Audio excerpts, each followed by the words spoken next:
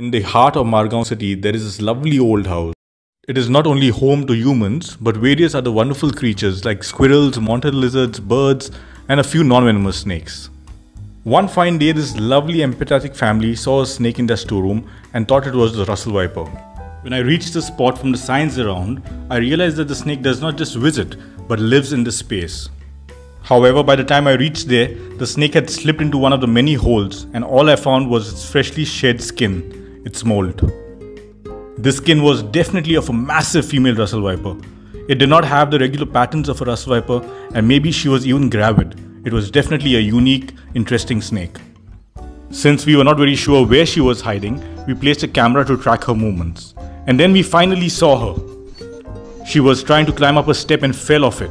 She was definitely pregnant. Russell Vipers give live birth, they do not lay eggs. They give birth to anywhere between 20 to 60 plus young ones.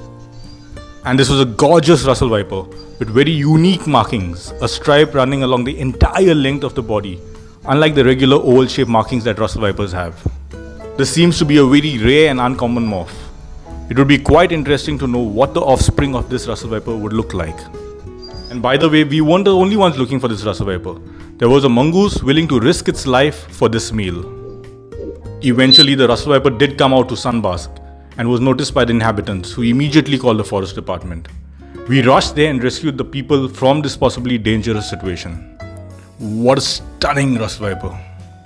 I wish that the Russell Viper could have given birth in the place of her choosing, but it obviously wasn't the safest option for the inhabitants. Just a couple of days later, this Russell Viper gave birth to 47 young ones. All the babies had regular oval-shaped markings on their body. None of them had a pattern like the mother, which makes her truly unique, one of a kind.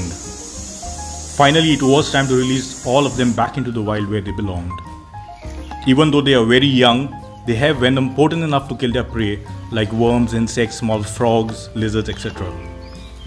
And since there is no parental care among snakes, the young ones have to hunt for themselves from day one.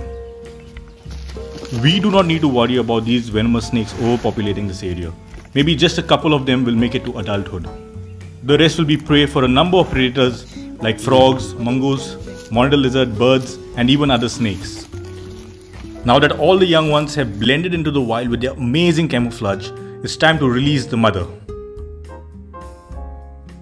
This magnificent Russell Viper is now back in the wild, doing what a Russell Viper would do. Standing her ground, hissing and telling us to back off and to give her space. She is finally home.